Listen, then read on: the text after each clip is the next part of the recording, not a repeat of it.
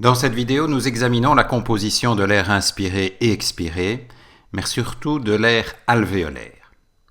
L'air inspiré est l'air atmosphérique. Celui-ci, nous l'avons déjà discuté, est essentiellement composé d'azote et d'oxygène, avec en condition STPD une pression partielle en oxygène de l'ordre de 160 mm de mercure et une pression partielle en azote de l'ordre de 600 mm de mercure. Dans les voies respiratoires, l'air n'est cependant pas sec, mais saturé en vapeur d'eau. À 37 degrés, la température corporelle, la pression de vapeur d'eau, en conditions saturées, est de 47 mm de mercure. Pour connaître la pression partielle d'un gaz dans l'air inspiré, saturé en vapeur d'eau, nous devons soustraire la pression de vapeur d'eau de la pression atmosphérique. Ainsi, la pression partielle en oxygène dans l'air inspiré, PiO2, est de l'ordre de 150 mm de mercure, et celle de l'azote est de l'ordre de 563 mm de mercure. Ces conditions de saturation en vapeur d'eau sont appelées les conditions BTPS, pour Body Temperature Pressure Saturated. Ce sont donc les conditions à considérer lorsque nous analysons la composition de l'air inspiré, mais aussi de l'air alvéolaire et expiré.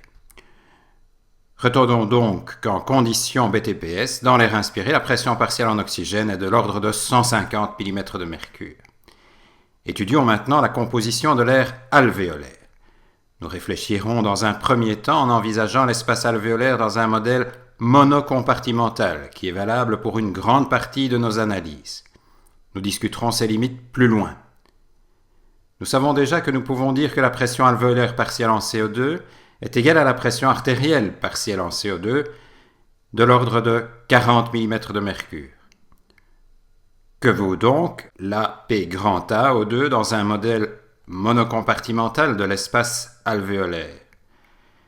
Pour l'appréhender, nous tenons compte que l'apport d'oxygène au niveau alvéolaire est le produit de la fraction d'oxygène dans l'air inspiré et de la ventilation alvéolaire, mais aussi que l'organisme consomme une partie de cet oxygène qui est représentée par VO2, la consommation en oxygène. Enfin, nous introduisons une nouvelle notion, celle de quotient respiratoire, QR, qui représente la division de la production de CO2 par l'organisme par la consommation d'oxygène par l'organisme. Ce quotient respiratoire dépend du type de métabolisme à l'œuvre dans l'organisme, aérobie, anaérobie, et des substrats utilisés par le métabolisme aérobie, glucides ou lipides.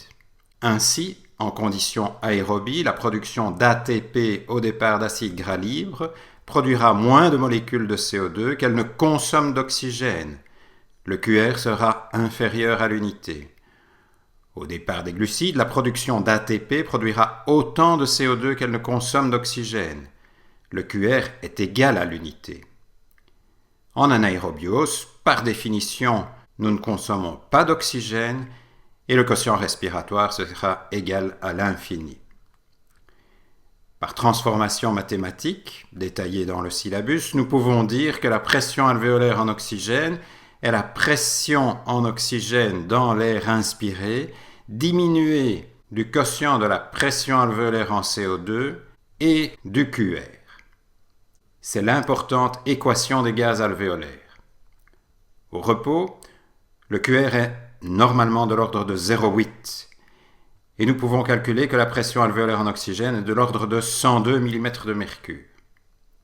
La pression alvéolaire en oxygène influencera bien entendu la pression artérielle partielle en oxygène et nous pouvons déterminer au départ de l'équation des gaz alvéolaires qu'elles diminueront toutes deux, la P grand A et la P petit a2, si la pression partielle en oxygène dans l'air inspiré diminue, c'est-à-dire essentiellement si la pression atmosphérique diminue, par exemple en altitude, si la pression alvéolaire en CO2 augmente, c'est-à-dire en cas d'hypoventilation alvéolaire, amenant à une hypercapnie, la chute du quotient respiratoire n'est en pratique pas rencontrée.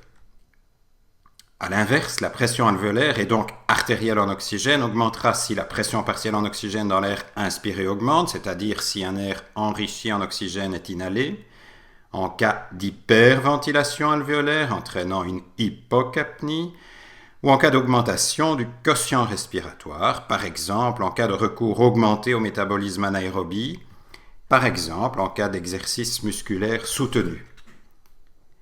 L'air expiré aura lui une composition intermédiaire à celle de l'air alvéolaire et de l'air inspiré si nous l'envisageons globalement sur l'ensemble du volume courant.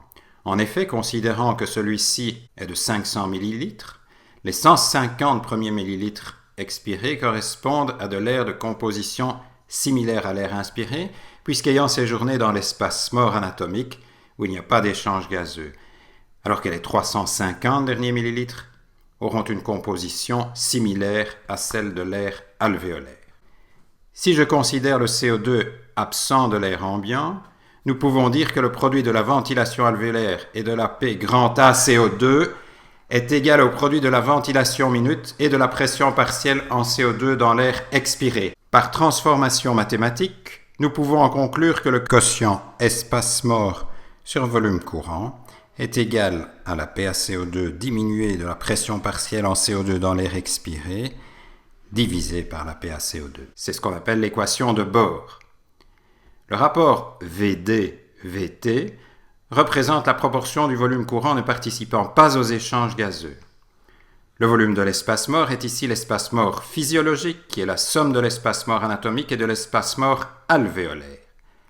Normalement négligeable, l'espace mort alvéolaire peut augmenter dans certaines situations pathologiques comme l'embolie pulmonaire, où des territoires alvéolaires sont ventilés mais non perfusés. Ce tableau récapitule les pressions partielles de gaz d'intérêt, en rouge, les valeurs importantes à retenir. Jusqu'ici, nous avons envisagé les compartiments alvéolaires comme monocompartimentaux.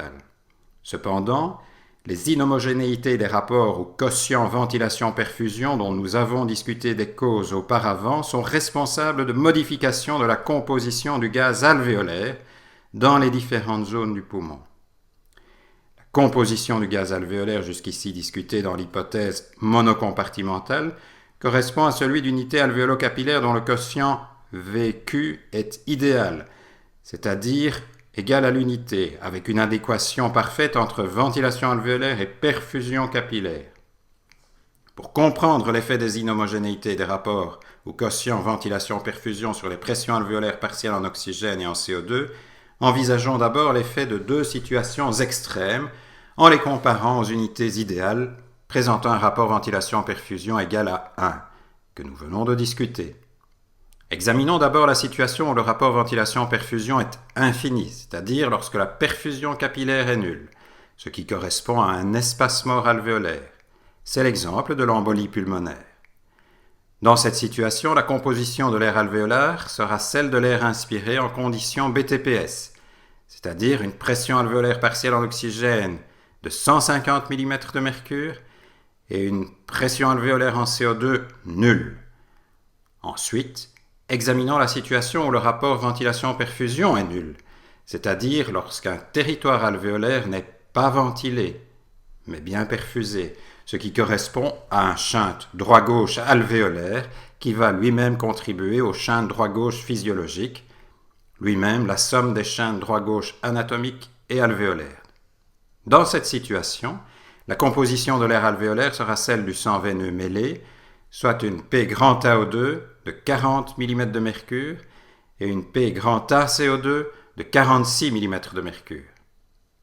Ces situations extrêmes sont rarement rencontrées, mais dans un poumon normal, les rapports ventilation-perfusion se distribuent autour de la valeur idéale, 1, avec des valeurs de P grand AO2 et P grand A CO2 qui s'écarteront d'autant plus des valeurs de 102 et 40 mm de mercure que le rapport ventilation-perfusion s'écarte de l'unité, selon la courbe apparue à l'écran. Si le rapport ventilation-perfusion est plus petit que l'unité, les valeurs de P grand AO2 et P grand A CO2 seront respectivement inférieures à 102 mm de mercure et supérieures à 40 mm de mercure. Si le rapport ventilation-perfusion est supérieur à l'unité, les valeurs de P grand AO2 et P grand A CO2 seront respectivement plus grands que 102 mm de mercure et plus petits que 40 mm de mercure. Ces données seront importantes à prendre en compte lorsque nous discuterons les causes du gradient alvéolo-artériel en oxygène dans la vidéo suivante.